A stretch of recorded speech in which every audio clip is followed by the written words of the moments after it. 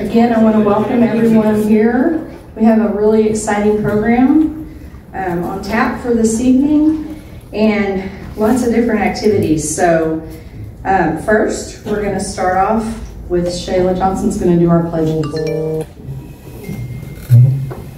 So please stand.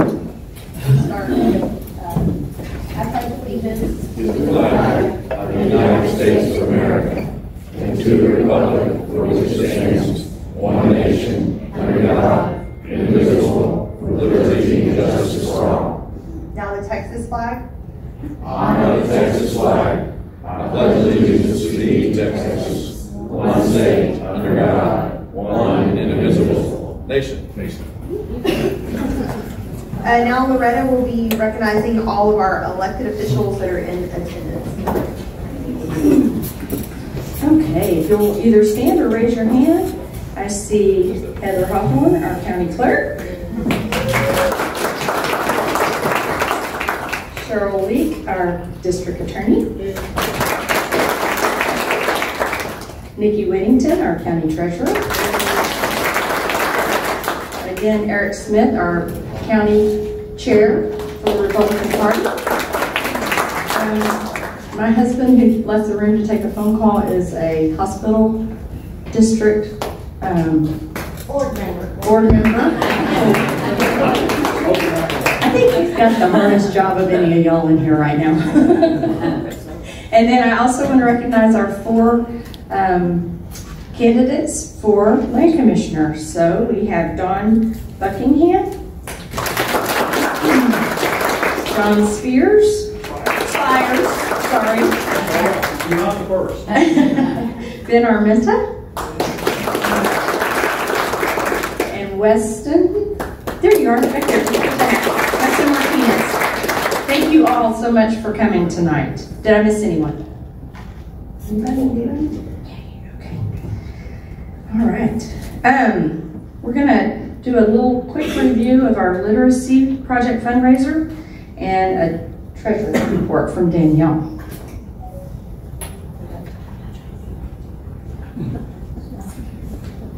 So this past Friday we had our literacy project fundraiser, and for the first time in many years we did something completely different in which we did a fashion show, and most of you were in attendance on that. It was a great time and everyone who participated had a wonderful time.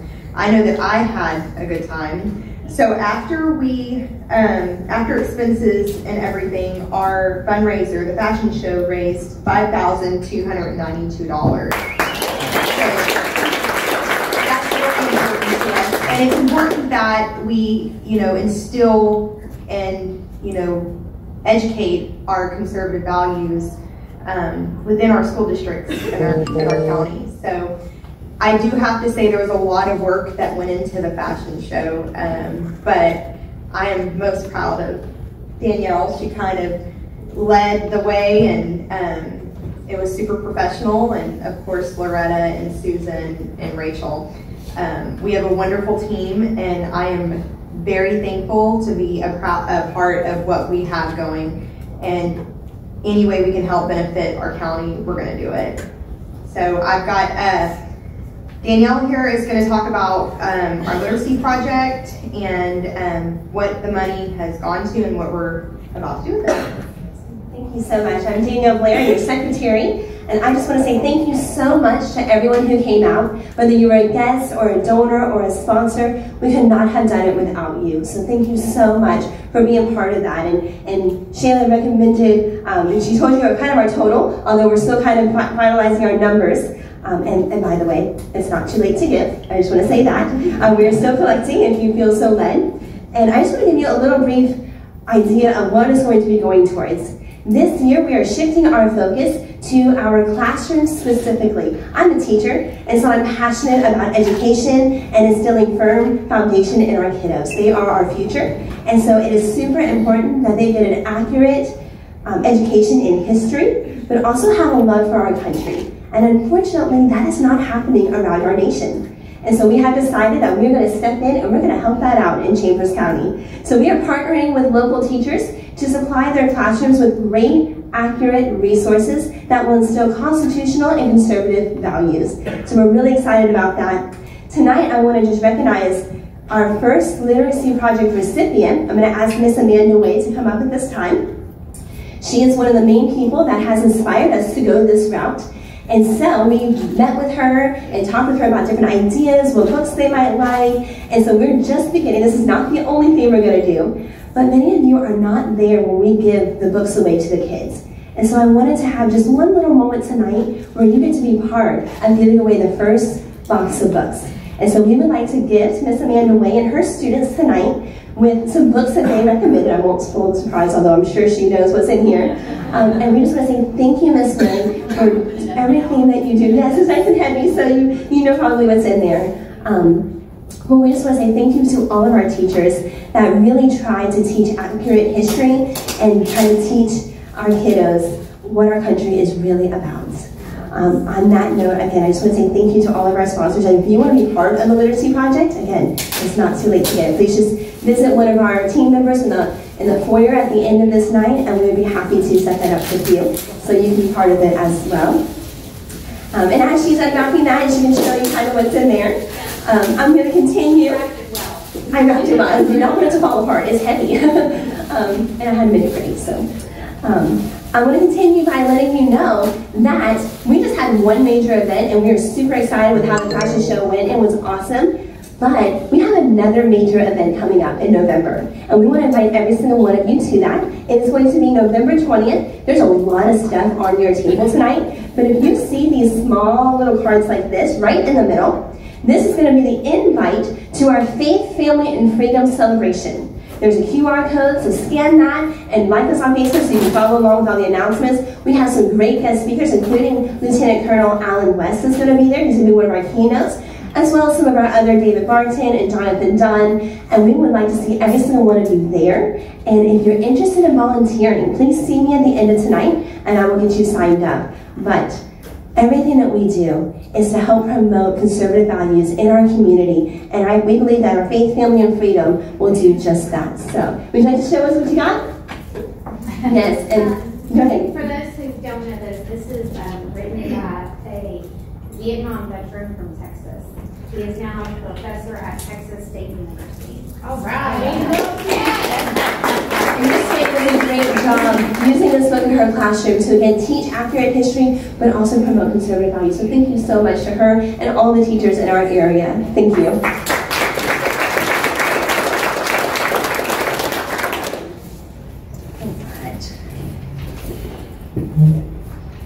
I was supposed to do this earlier, but now we're going to do it. We have to pass a new set of bylaws. Our bylaws haven't been filed with the Texas Federation since 2008. So I've updated the name of the president and my address on the inside, and that's the only change I made. But if I can get a... all approved by acclamation, say aye. Yes, what he said. Anyone, everyone? Do you need to make a motion? Or yes. I make a motion that we accept the bylaws as presented. I'll second it. Okay, thank you both very much. Can we have a affirmation by all in favor? Say aye. Aye. All opposed? Thank you very much. You can take care of paperwork now. All right. Next up, we're going to get Rachel, our legislative chair, to give us a third special session update and then lead into the next part of the program. Hello everyone, good evening. Thank you all so much for coming this evening. I'm just going to give you a quick update. As many of you are likely aware, we are in our third special session of the 87th legislature. The items on the call are determined by the governor, and Governor Abbott has called for the legislature to address first redistricting due to a halt in the census process. We've finally gotten those numbers in, and so they're taking a look at that now, and also to remind you that goes all the way down to the local level here in the county as well. So also they'll be appropriating funds from the American Rescue Act of 2021, protecting women's sports, preventing government mask and vaccine mandates, the unlawful restraint of a dog, bail reform, and property tax relief. We all like that one, right? Also note in the news is that an audit of the 2020 election in 4 Texas counties has been begun by the Secretary of State's office. So we'll look forward to hearing those results as well. So tonight we have all 4 Republican candidates for Texas Land Commission here tonight, and we're so thankful to have them here with us. So I'm just going to give you a very broad overview of what that office does for us. So to start off, the Texas General Land Office is the oldest state agency in Texas. It was established by the Constitution of the Republic of Texas. And the Texas General Land Office primarily serves the school children. They manage the permanent school fund, and they serve veterans and the environment of Texas. The agency does so by preserving our history, maximizing state revenue through innovative administration, and through the prudent stewardship of state lands and natural resources. And I did have the good fortune to just last weekend visit the Alamo, so that was, a great trip to bring my 13-year-old son and let him witness our Texas history in person. So remember the Alamo. Today, the Texas General Land Office is focused on maximizing and diversifying the revenue sources for the Permanent School Fund. The Commissioner serves a 4-year term elected statewide. This is a statewide elected office. And we're so blessed to have all the candidates here tonight, and each will have an opportunity to introduce themselves and tell us about their vision for Texas. So without further ado, I'd like to welcome first Senator Don Buckingham.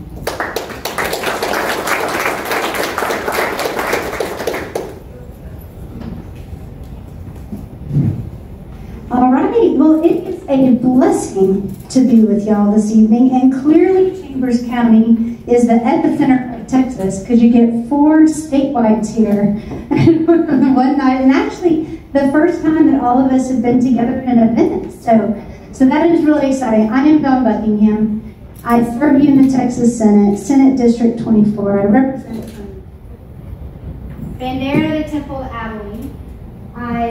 Which is 20,000 square miles of the heart of Texas. It is a wonderful district, although I do love Chambers County as well. My dad, who just passed away in November, lived just a little north of here, so I would spend a fair amount of time in this part of Texas as well. So I'm a practicing ophthalmologist. I am a proud mom to 2 college-age kids. I've been married to my wonderful husband for 20 years, and I'm practicing ophthalmology. And really what inspired me to run for office in the first place is, I became a physician to try and make individuals' lives better and to help them.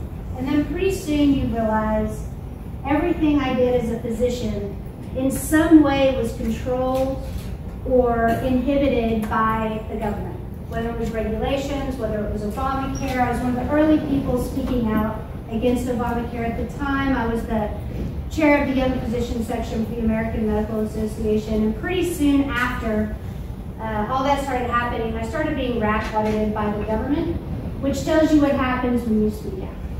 But you don't stop at that, and you keep persisting. And so I ran for the school board, I became an advocate on patient-centered healthcare, and then I decided, you know what, I can help 1 person a day in my medical office, but I can help millions of Texans at the same time being a Texas senator. So I came through a 7-way primary, then a runoff, and then of course we beat the Democrats. So it has been a joy and a pleasure serving you in the Texas Senate. I've been in the thick of every fight. Right now I only have one incredible threat to my life. It's never good when DPS starts calling you at 1 in the morning and telling you better lock down your house, but that was over the heartbeat bill. So I've been in the fight defending life. I've been in the fight to increase resources going to the border. This last special session, we actually tripled the funding over the border. So instead of about almost $1 billion commitment, the legislature stepped up and we said, okay, now it's $3 billion. Because while the federal government continues to fail in its fundamental duty to protect our state and our country, we will step in as a state to continue to do that. Set a couple records when I won my Senate seat. I was the first woman to ever represent Senate District 24, and I would love to be your first woman land commissioner. I was the first Republican from Travis County ever elected to the Texas Senate. So you realize when you live in a place like that, where you're fighting the good fight every day, surrounded by people who are fundamentally very different from you, you learn to stand strong and stand tall. And a statewide office is not just that office. It is the defender of the state against what the federal government and the left want to do, because they know if they take Texas, as Texas goes, so goes the nation. As our nation goes, so goes the world. So it is time to stand and fight for our values. If you care about history, which of course is one of the most important things the General Land Office does. I was the one that threw down the legal challenge. They kept the cenotaph where it should be, right out in front, not hidden around behind. I'm the only one, I was the primary author of the only legislation that passed this session that protected our monuments, medallions, and markers, because we will not be taking down those statues. And we will not be changing Texas history and rewriting it. I am here and I am running to defend the Texas we know and love for our children. And I love that we have so many students here. It is great. You know, my baby is now 6'3". My oldest is getting ready to get married. But I tell him, like, you will always be my baby, you know. And it does a great thing about having a mama bear in an office, because we are not afraid to stand up and fight for our children, and that is what we do every day. So I've gotten to answer a couple times tonight. You're in the Texas Senate. The Texas Senate is amazing. You all are very well represented in the House of Florida by Representative Middleton. He's amazing. And your senator is great, that's right. And Brandon's awesome. He and I sit by each other on the Senate floor. I actually fought for that seat because he's one of the most entertaining senators in the Senate and super fun, so y'all are really well represented. But people are like, why do you want to give up that Senate seat? Why are you running for the General Land Office? And there are several reasons, but the main reason is because what I am passionate about in this state is, again, our history of preserving that exceptionalism. My family was one of the original land grants. I actually wake up every morning and I look at the desk that was washed down the stairs in the 1900 storm in Galveston when that storm surge hit my house. I grew up in Lake City until about 7th grade, and we moved outside of Austin, which in the day, Westlake was in the boondocks. If you've been to Austin lately, Loop 360, which is almost downtown at this point, was barely 2 paved roads, 2 paved lanes when we moved out there. It's kind of funny how things grow. But I care about our veterans. I represent the largest military post in the whole free world, and probably the world, in Fort Hood. I have one of the largest veteran populations of any Senate district in this state. And so caring for our veterans is so important. Educating our children is the single most important thing we do. They are our workforce. They are our future. Critically important. And the trust fund that the General Land Office operates based off of the state lands is what funds so much of that. We've talked about Texas history. What we haven't talked about is the hurricane recovery. When you are involved in a natural disaster, help is never fast enough, right? But there are always improvements, and you continue improvements, and that's what I do as a surgeon. Every day when I operate on someone and I see them back, I look and I go, what could I have done better? What could be better? How do we get this better, more effective to better serve the people? And that's what I bring to the Texas Senate and to the General Land Office. And so I would hope to be able to count on your vote. I really enjoyed meeting so many of you. It is a joy and a pleasure and a blessing to be with you. I look forward to speaking with y'all more and happy to answer your questions at the end of this. And I don't know if you're keeping time. I don't want to run over, so I'll just end with, remember Buckingham on the ballot. I very much appreciate your vote, and one of these things is not like the other for obvious reasons. So God bless. Good night.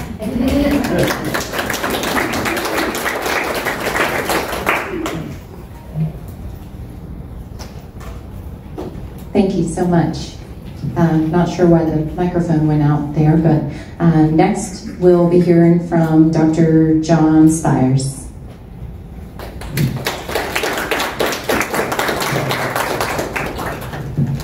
Good evening, everyone. I'm Dr. Jon Spiers. Good evening. I began my life thinking, I want to get to Texas as fast as I can. How many of you remember Neil Armstrong walking on the moon? I do.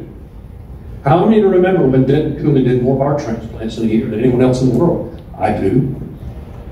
How many know, well, you have it right out there, the audacity of Texas to dig a ship channel and make this area one of the largest ports in the world when we're not really close to the Gulf. Think about that. Texas does incredible things. To a young man, this is the promised land. I became a general surgeon and joined the United States Army, served in the Army Reserve. First Gulf War, got called up. I was doing research on hemorrhagic shock and sepsis. Those things mean nothing to you, but I was trying to figure out a way that we could treat people who had been injured, whose life were in jeopardy. But I never lost sight of what I wanted to do. I wanted to come to Texas, and I did. Came to Houston and trained with Dr. DeMakey. I was in the promised land. When I got here, as I'm driving in, I come down 59, and I go into a convenience store, and I talk to the clerk in the convenience store. I left thinking, the people of Texas can do anything. How lucky am I to be here? When I became a heart surgeon, I thought this was my purpose in life. I enjoyed it. I loved it. There is nothing for me that I can describe that would convey to you how awesome it was, the burden that you carried to have someone's life in your hands. And I was fortunate to watch God work many miracles. I was on the coast of Mississippi when a little storm you may have heard of called Katrina came ashore. It destroyed my community. My house had the roof blown off. I didn't flood, but everyone I knew was impacted. Firsthand, faced it. And for the next year or so, I fought daily to help my patients, whether I was treating them at the hospital or in the parking lot of the Blossman Gas Company or the Walmart. People needed care, I gave them care. Wasn't doing a whole lot of heart surgery. I was fixing a lot of bumps and scrapes and, hey doc, what is this? But it's important. That's the thing you do. But after about a year or so, I had to have surgery myself. Now, for a surgeon, what do you think might be one of the worst things that can possibly happen?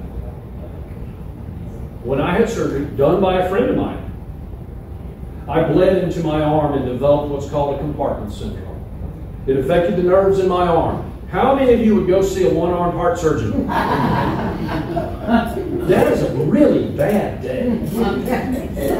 I can't describe what it's like to lay in the recovery room, intubated, in and out of my sedation, thinking, this is not good. This is not going to end well. And whenever, of course, you try to tell your nurse, they think, oh, it's hurting. You need to give them a little more pain medicine. And so by the time you're extubated, that magical window is gone. Now, I would lie if I said that that was not one of the most depressing moments in my life. I'm not going to tell you it wasn't. What do? You spent your entire life getting somewhere, learning to do something, to help people. You're a giver. You want to help people. You're there to take the calls in the middle of the night. You spend your time at other people's needs. But you try to think of how else can you contribute. Now, I talked to a lot of friends, and some people said, you know, John, there's this comic book character who's Dr. Strange. He went to Tibet, and he learned how to do mumbo-jumbo mysticism. And look what he does now. Y'all say that in the Marvel comics? Young people. He's nodding his head, yes. Well, so what did I do? I went to law school, where you kind of learn some mumbo-jumbo. Watch it. Watch it. And you learn how to actually help people that way. Now, I went from someone who was awarded an award by my students when I was a general surgeon for being an outstanding professor, to when I entered my law practice to be named a rising star in Texas law. Now, that may not mean a lot to you. My mother is very proud that I retooled, picked up, and kept going. But that's what Texas does. You know, there's an old saying, going to Texas. People came to Texas for second chances. Look at many of the men and women who founded the great republic. They came second chance. And look what they accomplished. Look what they left us. Look what they built. A place the rest of the world, not just the United States, the rest of the world looks to for leadership, for hope, and for inspiration. You know, this past year, there was a lot of hubbub that all of us were involved in. I'll give credit to everyone here. We were all worried about the Alamo. The whole concept of reimagining the Alamo, it just disturbs me to hear that. Because if you're reimagining something, wasn't it imaginary in the first place? And the Alamo was never imaginary. It was very real and concrete. And it represented a lot to us. But you know what's really inspiring is when you travel. Now, I wear a hat, I wear boots, I have a certain swagger. People often say, well, you're from Texas, aren't you? Absolutely. Absolutely, I'm from Texas. What do you think the first words out of their mouth are? Whether they're from New York, Europe, it doesn't matter. Remember the Alamo. Now, why is that important? Because the Alamo represents liberty's light, shining at its brightest, right here in Texas. Now, why is that important going forward? Everyone here who's running for this office will tell you that preserving Texas history is important because Texas history inspires and it gives us a roadmap to the future. You know, there's a saying that one thing is certain, the fact that people don't learn from history, and that's what history has taught us. Well, we've learned from history, and we're going to teach the rest of the country. We have to. The Land Office is responsible for many aspects of Texas life. Certainly preserving our history, incredibly important, because that does serve as a roadmap. Helping educate our kids, raising money. You know, the General Land Office, we have 13 million acres. Think about that. How big is the state of Delaware? Does anybody here know? 2.5 million acres. I bet you knew. 2.5 million acres. The public land is 5 times the size of that entire state. Think about that.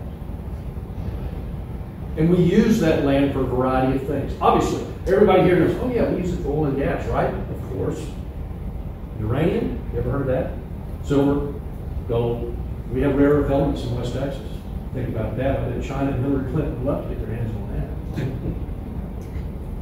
Those are things that the Land Office can utilize to help fund public education. We have a veterans land board. As a veteran, I have a particular attachment to men and women who put their life on the line. I was never in harm's way. I've only had a couple of guns pulled on me in the emergency room, and I've stared down the barrel of one. And let me tell you, you don't have time to be afraid. You just punch them right in the face and take it. But there are men and women who were scarred forever, who served us, and who have put us in the position where we are today. Think about it. We're having a wonderful meeting together. Great organization, the Republican women, great young people who are going to inspire us all. And why do we have that?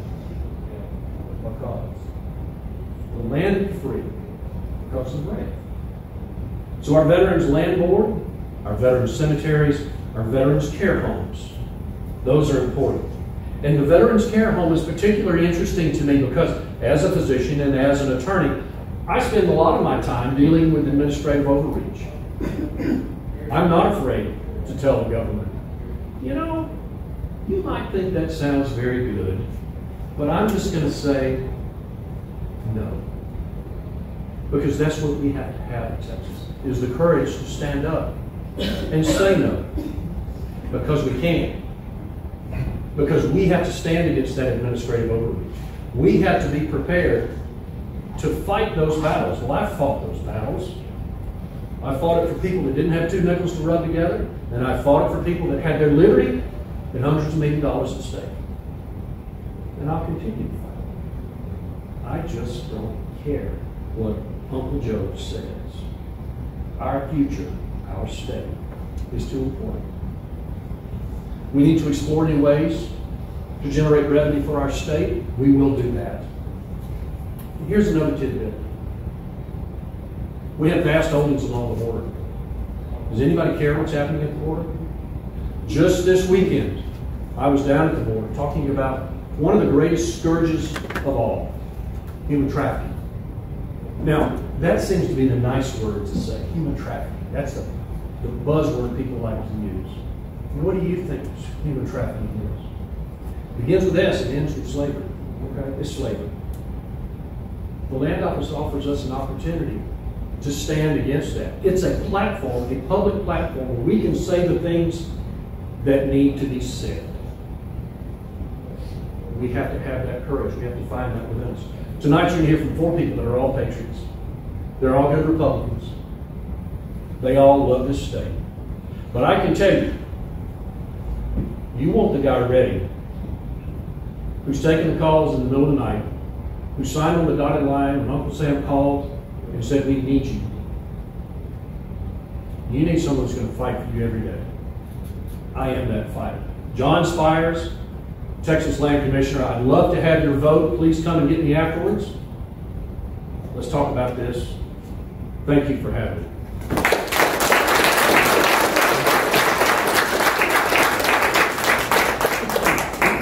Next up, we have Armenta.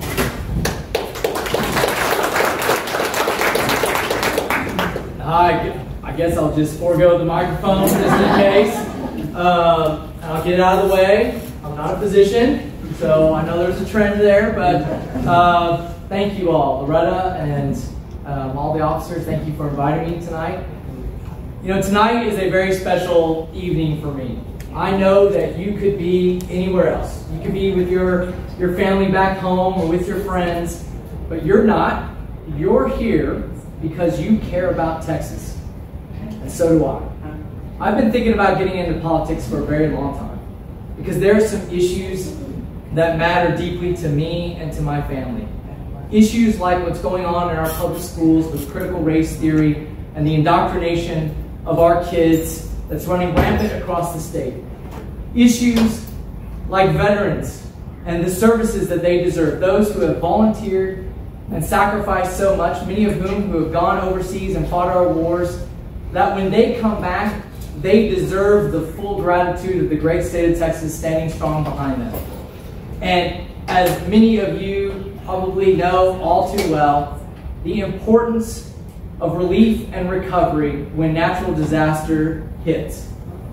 It is vital that moms and dads and school teachers, pastors, and business owners know that when that disaster hits, they will have the funds and the resources they need to be able to rebuild. The General Land Office, when it is running and when it is running well, can address all those issues and then some.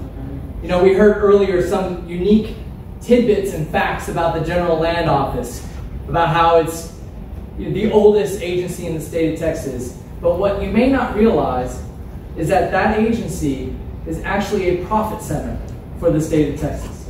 It creates revenue, which means that the leader at the helm of the land office must understand what it takes to deliver outcomes for Texans. I met a young Marine recently. His name is Ronnie. He served 6 years in the Corps.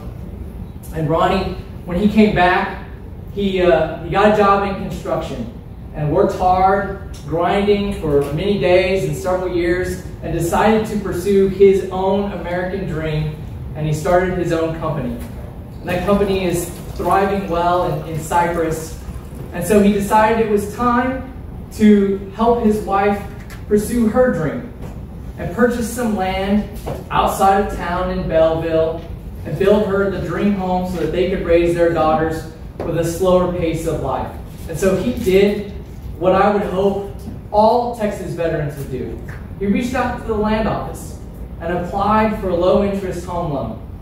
And after 2 weeks, he hadn't heard anything. So he reached back out. 2 weeks later, he still hadn't heard anything. And 2 weeks turned into a month, and 2 months, and 4 months later, he found out about his application. 4 months on a process that if he had gone to any other lender in town would have sorted that out in about 3 weeks. That is not taking care of our veterans, and that is what needs to be fixed. It is important that the leader of the land office, our land commissioner, understands process, systems, organizations, complexity, and I have done all of those. I have built and sold companies. I have helped lead Fortune 500 companies. I have worked in oil and gas in the Permian and Eagle Ford basins. I have worked in healthcare, and I started out my career as a public school teacher. I know what teachers and classrooms need, and as your land commissioner, I will deliver it. So it is my hope and my prayer that tonight, all across Texas, that there are mothers and fathers and families sitting around their dinner tables, and they're talking about whether or not they should step forward and go to the next school board meeting, or whether or not they should go to the next city council member meeting, and that they look to groups like this one for inspiration. I know I do.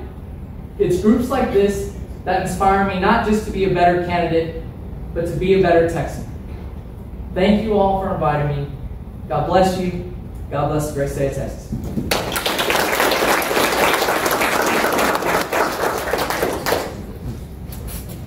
And now we'll welcome Mr. Weston Martinez.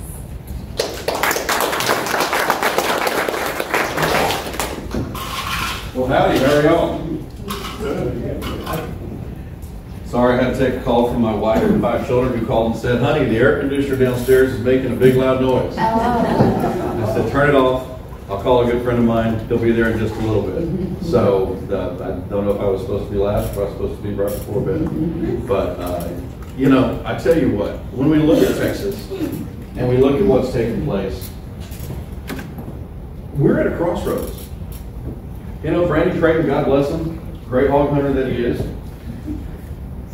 You know, right now, his Senate district getting gutted. As Republicans, we should be embarrassed at what's taking place at redistricting.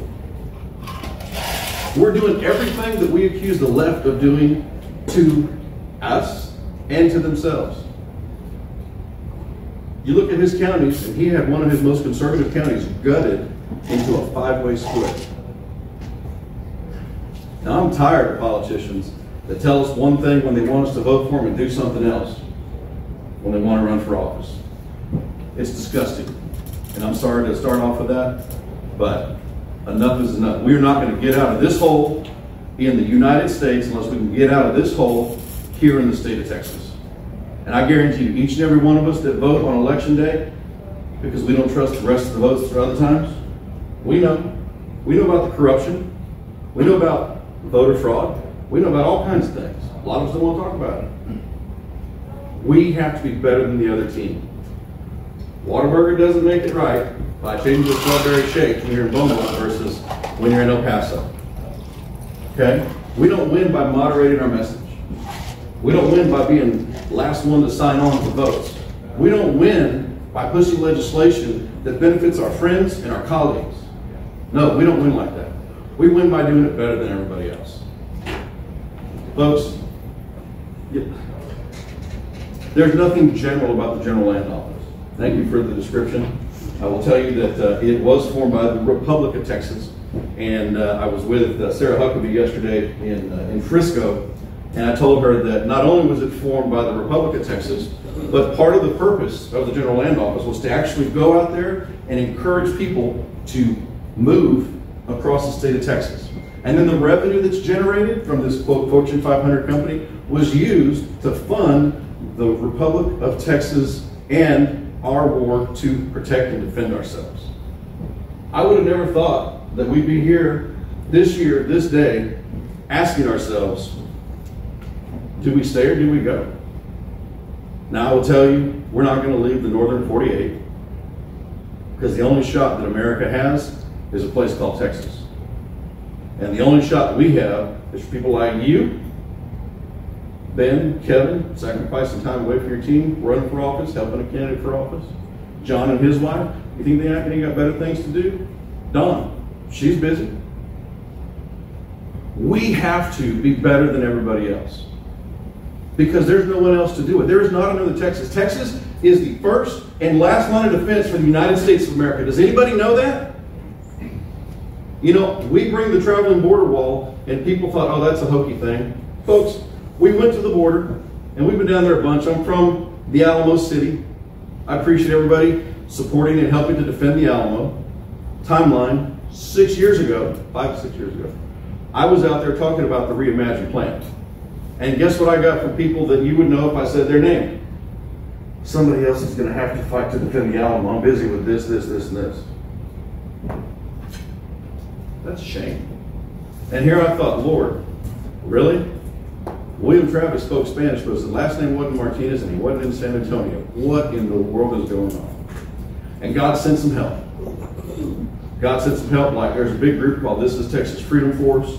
There's some folks, Texas National Movement, TNM. There's some other folks that came down. And then there were some folks that testified during our stay at the Texas Historic Commission. And there was some legislation that helped do some of that. Last legislative session, we're not going to do an auction, although I will tell you, Sid Miller, one of my statewide endorsements, he and I actually auctioned off a bull, a longhorn, a cowboy hat, and a picture of Trump right before Trump spoke at CPAC. And we raised $75,000 in 4.5 minutes, and it was like, you know, riding lightning. It was fun. But when we look at what's taking place, we have so much at stake. And when we look at what the General Land Office does, it doesn't matter what we're talking about. The Alamo. The liberals want to tear down the cenotaph. They want to put up a wall around the Alamo because it is the cradle of liberty and it is repulsive to them. Go check. When I was going around the state talking about it, do you know who created the overall agenda for the Alamo? A guy named Julian Castro. His mother said that the defenders of the Alamo were nothing more than rapists and drunks. Really? Not on my watch. I'm just a little old guy from San Antonio. Only silver spoons I got are the ones that I bought. No political pedigree. But I joke with people that I'm a Mexican, not a Mexican. I'll get that later. We're Texans first. And we're only Hispanics because God knows that when you have people that come to the United States of America the right way like my family did, it's because they don't want to go back to where they were, let alone letting these states turn into a third world country. I generally tell people that I just drove in from Sodom and Gomorrah, and also known as San Antonio, or otherwise known as Bexar County, where most Republicans there would be Democrats anywhere else in the state of Texas. Joe Strauss was from Bexar County. I was the only guy on the Republican Party of Texas that endorsed against Joe Strauss when he was Speaker and when he was a state representative. And it's kind of like the Alamo. I wasn't looking for a job. I was just doing what I thought was right. I'm pro-life, pro-gun, pro-family, pro-Israel. Most importantly, I'm pro-Texas. And I bet you some of y'all are that way too. And that is the kind of ideals and principles that move us forward. Now, some of that has nothing to do with the General Land Office job.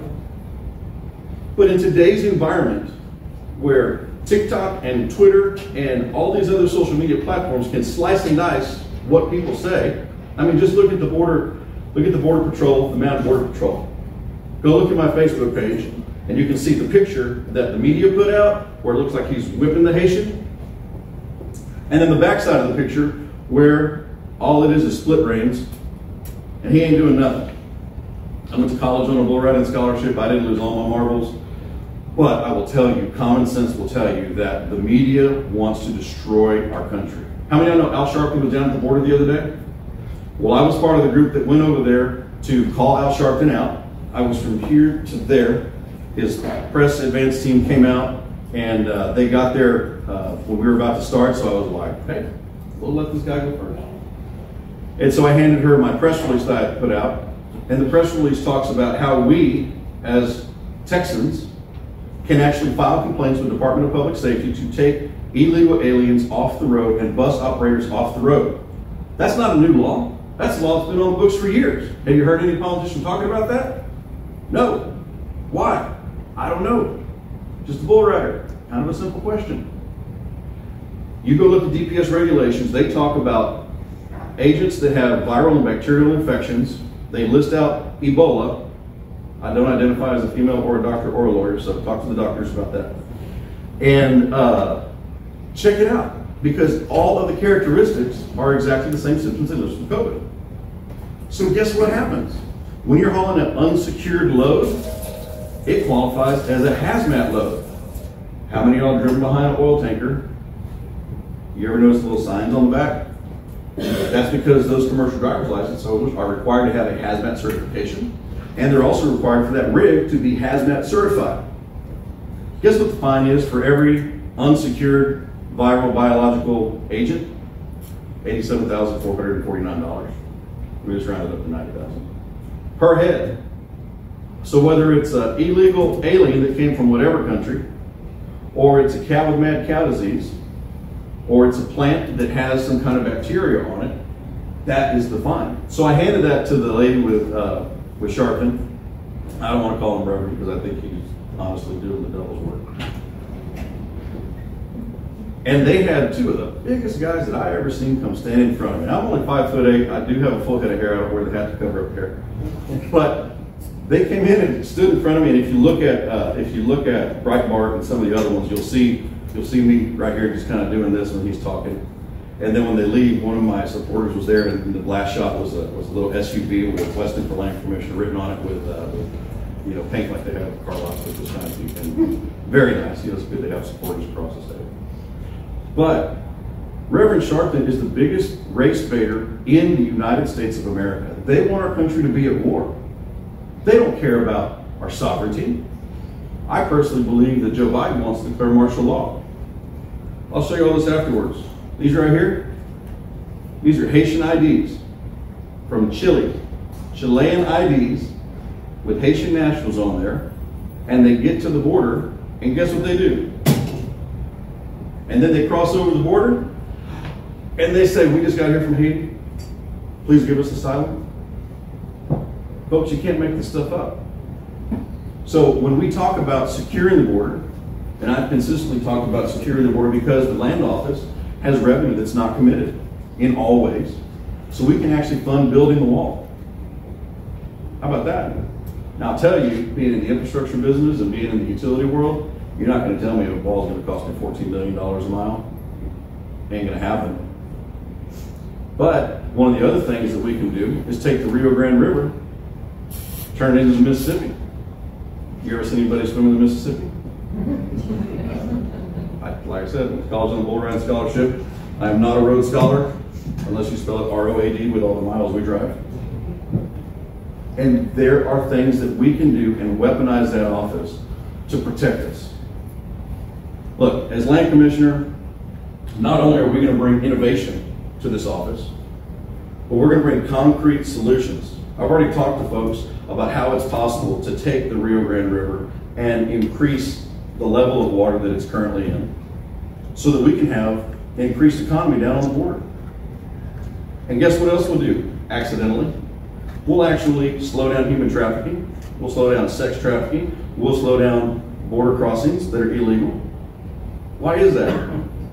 Because again, have you ever seen anybody swim in the Mississippi? No, not at all. As we move forward, I will tell you that not only as land commissioner are we responsible for keeping the BLM out of Texas. That's the Bureau of Land Management, not the Black Lives Matter, although we should keep them both the hell out of Texas. You know, the thing we had in North Texas, you know why it happened? Because a surveyor from the Land Commission the Land Commission actually had let a survey expire, and the federal government didn't know if it was state land or federal land. So they came in there and they basically had a big old standoff. Terrible. Terrible. Crystal Beach, the peninsula. What are we going to do? You know? We've got to make sure that we're protecting our Texas beaches, protecting our coastlines. When we look at Crystal Beach, I think a great idea is to take I-10. How many of y'all know it floods at I-10? And then the water doesn't leave? Anybody know that? Guess what? Whether you live in Winnie or Chambers County as a whole, what if we just took, everybody likes walls, right? What if we just took a concrete wall, we've already got a footer, it's called a highway, and just put a 12-foot barrier right there? Can you imagine how much money that would save and how we would protect the peninsula? Y'all live here. Y'all know what I'm talking about. It's good common sense. Before I was running for this office, I created a bill to make human trafficking a death penalty offense. Before I was running for this office, I created a bill that made voter fraud a felony in Texas. I'm not a legislator. Never been a legislator. I was a statewide commissioner, and I'm the only one in this race that was a statewide commissioner for almost 7 years.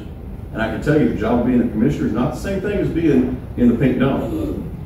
You've got to make sure that you understand legislative directive and how you put that out on the street.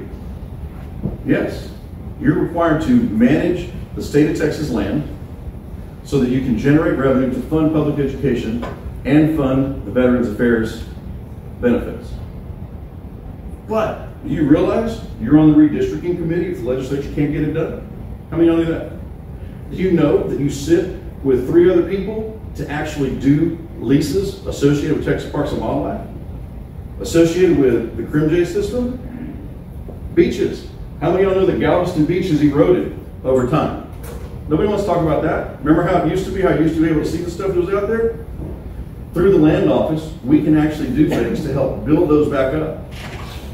And I'll tell you just in closing, before I was running for this office, not only did I create those bills and then went shopping for legislators to sponsor them, they died at the 12th hour in our beloved Texas legislature.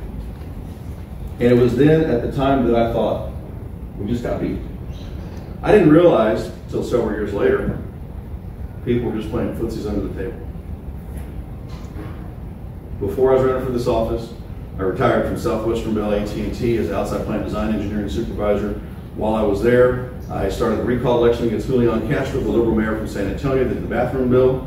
I helped my friend Jonathan Sines and other folks defeat the HERO ordinance here in Houston proper. Heather was gonna, she was going to have her husband arrest me on the way back. And I had my own oil and gas service company, signed a MSA with one of the majors to provide all the water over in the Eagle Ford Shale. Know a little bit about water? Leased over 300,000 acres of land rights. And not only that, have been endorsed by Ag Commissioner Sid Miller, Sheriff Joe Arpaio from Arizona. We were at the border. Arpaio's endorsing me. We're doing a video, haven't released it yet. And I turn around and look, and there's 3 illegal aliens swimming in the river right there. God is my witness. A cartel guy, all tatted up. 2 ladies, one had a baby and a black bag on her shoulder, and the other lady just had a black bag. And I said, "Hey, get back!" And those were there, we started yelling. And he's like, "Shh, shh, shh." I'm like, "To hell with you! Get back!" And we were like 80 yards away, so I couldn't just jump in the water and do anything. The guy comes over, and the border patrol comes, and guess what they come in on? Big old fan boat. You know how much water you need for a fan boat? The river needs to be a little deeper. We need to have folks that are serving at the land office that allows us to put people over politics. Yes, we have veterans nursing homes that had twice the death rate of any other nursing homes in the United States of America. Now we have oversight over those. It's a very complex situation. But guess what? Those same operators of those nursing homes operate other nursing homes in Texas. They didn't have that many problems. We have a system right now that has stale bureaucracy and mediocrity. And that's exactly what Trump fought. Anybody know who Project Veritas is? So I'm the one that worked with them to get that lady arrested in Bexar County for all voter fraud. They told me that Dan Patrick should pay me the $1 million bounty that he put out there, because without me telling them how to get there, they wouldn't have been able to put the undercover guy with the camera in the spot to get it done. So I'm going to reach out to Dan, tell him I need to check. And we're going to make sure that as we move forward in this office, that we're going to put people first, put Texas first, and ensure that we protect the first and last line of defense for these United States of America. I'm Weston Martinez. Thank you all for being here. God bless each and every one of you.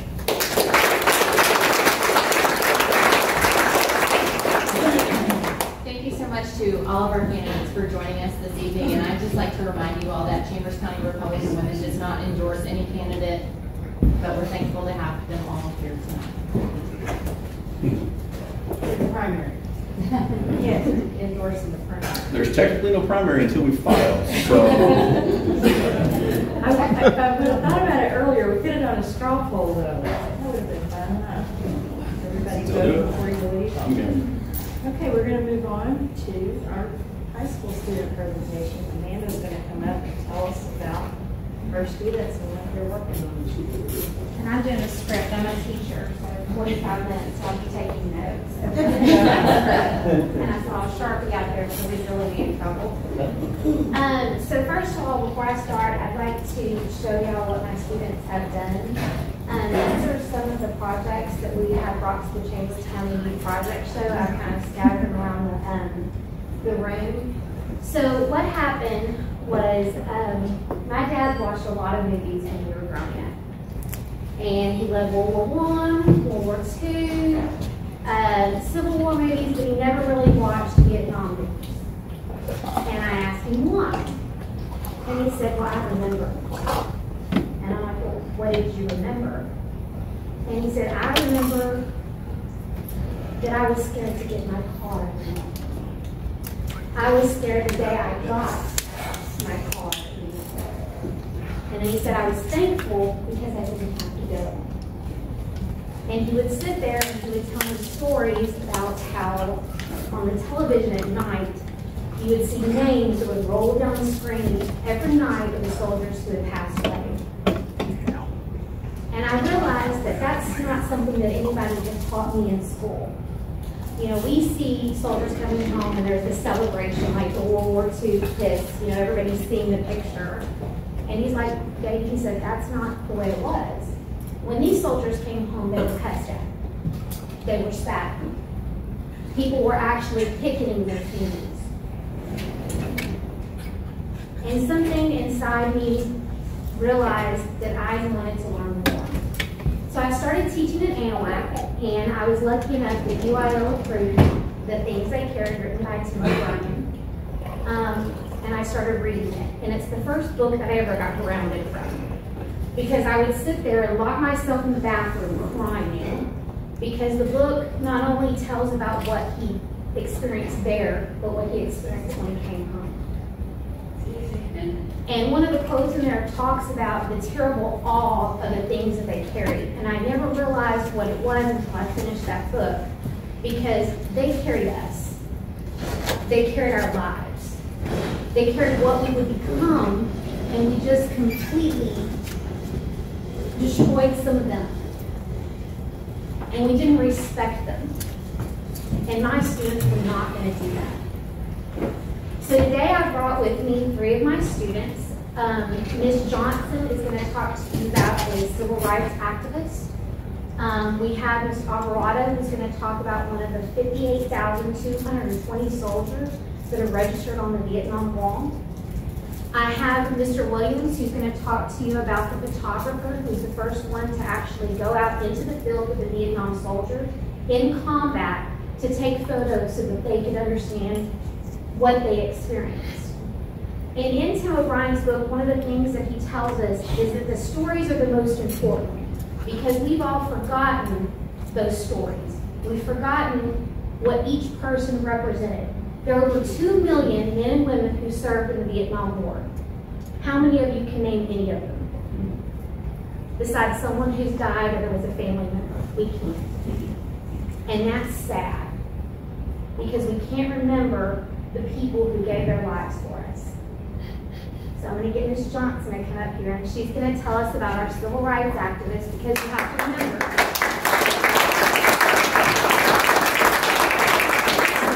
What life is going on at home, too. Good evening. We all know of Rosa Parks, but who was Claudette Coleman? You have to take a stand and say, this is not correct. Voice spoken by Claudette Coleman. Claudette was born in New York on September 5th, 1939. At a young age, Claudette was taken by her great aunt and uncle because her parents could not financially take care of her. They all moved to Los Angeles. There, she attended Booker T. High School, where her and other African American children studied about Negro history. Right from the beginning, Claudette knew what was coming. The violence, humiliation, and more towards the black people who were unforgivable.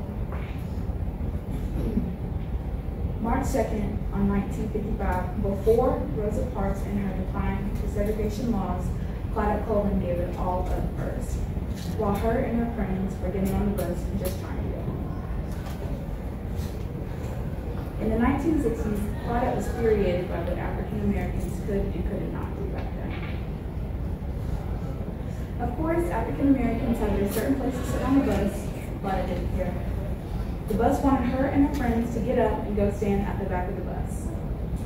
She says this was under the twisted law of segregation. She didn't even know why the bus driver wanted her to move. She was sitting in the right area in the first place. She had told him that she had paid what she needed and it was her right to continue to sit there. The bus driver drove to where the police car was waiting on Claudette. Policemen knocked her things out of her bags and hands. The policemen were manhandling Claudette off the bus to put her in the police car. Thomas J. Ward and Paul Healy were the two men who sexually harassed and manhandled Claudette. Unfortunately, Paul and James did not serve any time in jail or more consequences.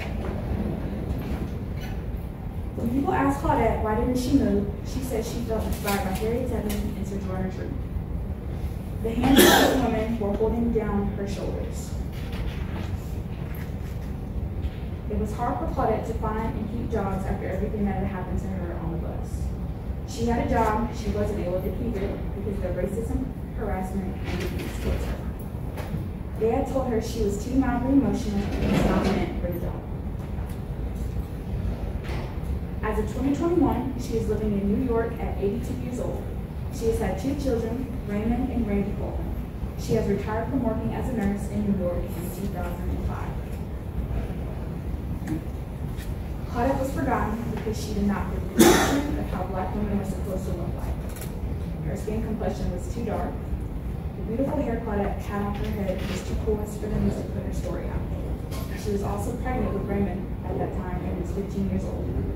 Once again, who with Claudette Coleman. Thank you.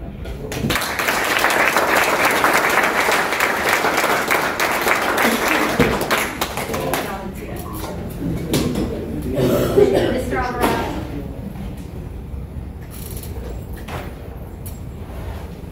November 15th, 1965, the second day of the Battle of the Iron Battle, Albert Wilbur Saunier was shot multiple times and was killed. Albert was born on July 9, 1941, in Elton, Louisiana. Growing up, his friends would call him Sonny. Albert lived in Louisiana but moved to Baytown with his mother and 2 sisters. After moving to Baytown, Albert decided to join the U.S. Army. He was then assigned to Germany. There he met a woman who was named Helga Tibbs and fell in love. However, the Vietnam War began and Albert was sent into combat. He was a part of the 1st Cavalry Division, 1st Battalion, 7th Cavalry, C Company. Early on a November morning, soldiers loaded onto helicopters and flew to a remote area in the Ai Drang Valley of South Vietnam's central highlands in 100-degree temperatures. They were facing unknown forces. Within an hour, they were attacked for the first time by North Vietnamese regulars. The fight then continued all day and night. The North Vietnamese 66th Regiment joined the assault against the American unit the next morning. It had been estimated on the first day that only 200 American soldiers fought against 1,600 Vietnamese. The battle was fierce, but tactical airstrikes and artillery support wore down the enemy and enabled the 1st Cavalry troopers to hold against repeated assaults. Albert would die on the 2nd day of the battle. By the end of the 3rd day, 234 men were killed and more than 250 were wounded. Albert's name is memorialized on panel 3E, line 62, surrounded by the names of more than 58,000 of his brothers. What Albert did not know was that when he died, the woman he had fallen in love with was pregnant. After hearing about his death, she miscarried. I contacted her family after reading Albert's memorial. Helga's new husband spoke of Albert with love and understanding. Helga wrote, "I know you 3 are together. I will join you as soon as Jesus calls me home. May God bless you and your family. You and Albert Jr. and Josephine are waiting for me to be able to join you in the banks of the Jordan River with all my heart." Albert was buried in St. Joseph Catholic Cemetery located in Elton, Louisiana. Besides his family and Helga, Albert is a forgotten soldier. However, I will never forget what he gave to his country and what he gave to each one of us, his life.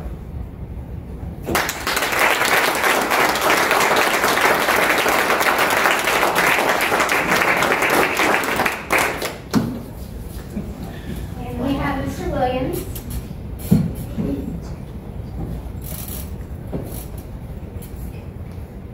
I've got my presentation on my phone, so I hope y'all don't mind. He was going to wing it. I was in fact going to wing it and just do it off the top of my head. But I got it dropped here. Thank God for good luck. Before I give this speech, I'd like for us all to remind us all that a majority of these kids that were drafted into Vietnam were the same age, younger, or no older than I. What is it to Ms. Johnson? And that, I think, is something that we remember that they're soldiers, but we lost a generation of kids too. I chose Galloway because I really did want a chance to look into further detail of the photograph of the Vietnam War. My grandfather served in the Army during the Vietnam War as a drill sergeant. While he lived through the war, he was never the same person when he got home. Thus, I never got to know him. But through Galloway's pictures, I had a small glimpse of what life was like for him during those tough years and what ultimately changed us. Joseph Lee Galloway was a columnist for a newspaper company by the name of United Press International, writing about current political events when the United States declared war on Vietnam. He believed it was his civil duty to inform about the events going on in the war firsthand, taking his camera to his film on a simple trip to scope out the happenings in Vietnam. Joseph Galloway was present in the first land battle of the Vietnam War, the Battle of the Island Battle. After aiding first aid helicopters and saving wounded soldiers and transporting the fallen, Galloway was awarded a Bronze Star for heroic acts, and is still the only civilian to ever be awarded the Bronze Star or any U.S. medal of honor. After Vietnam, Galloway was an official war correspondent during the Persian Gulf War and early in the conflict of Iraq. After 15 years as an official war correspondent, Galloway enjoyed his retirement in Concord, North Carolina, before sadly passing away August 18th of this year. I just learned about his passing a couple hours ago, so I didn't have to know. But that is truly a shame. He was an amazing person. I never got a chance to meet him. I tried to reach out, but he's a very... We sent him a message on Facebook. I did. I didn't get a response, but I tried. Yeah. So I can say that.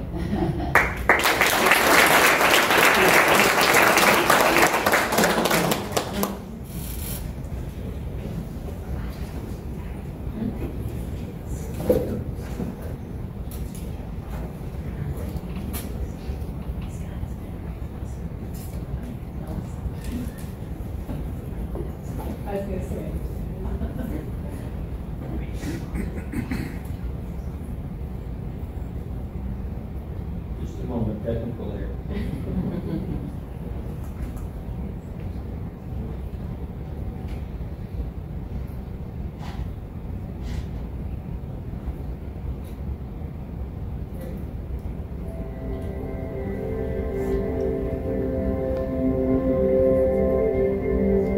The Vietnam Veterans Memorial Fund many years ago created a replica of the wall that travels to communities around the country that we call the Wall That Heals.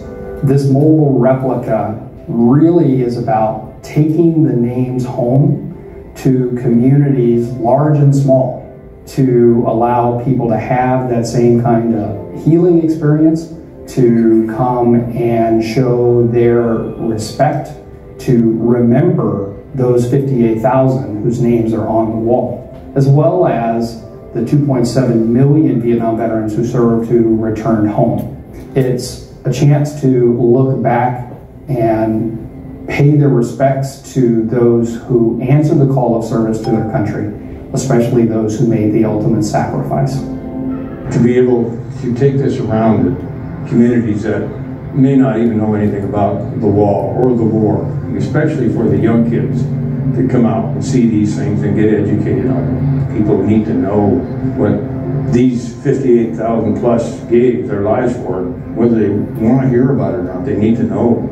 The experience at the wall that heals is as you go from one end in toward the center, the wall actually rises up above you so that it's taller than you are, which is one of the key design aspects of the wall in Washington. As you go down one of the walkways, the wall actually rises above you. And I think that has a psychological impact where you actually understand that there is something important here. It is so large that it creates an emotion of power, and you understand you're supposed to stop, you're supposed to think about it. And in this case, you can read the names, you can see your reflection in the wall, and you have to remember why those names are inscribed. These are people who sacrificed their lives for our country. I get this feeling in my stomach, the pride that you see. When we went into San Dimas, the kids were all along the streets with their American flags. That always chokes me up because I know what it is to serve this country. And we as Americans sometimes don't understand the cost of war. Hate the war all you want, but don't hate the war either. I met a couple guys here this morning, and one guy, I walked up to him and he started crying already. Man, it makes me feel good. Not that he's crying, but that he's here to have bonding with someone and being able to find his buddy on the wall. It means so much.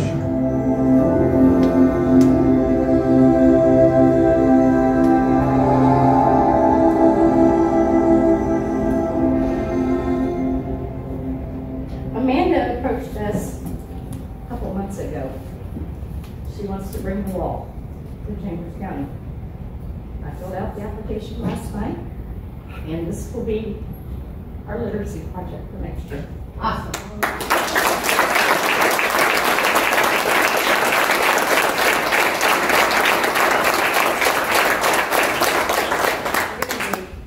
A lot of help. It's expensive and it takes a lot of people. And you'll all be getting phone calls. So thank you all for coming tonight. And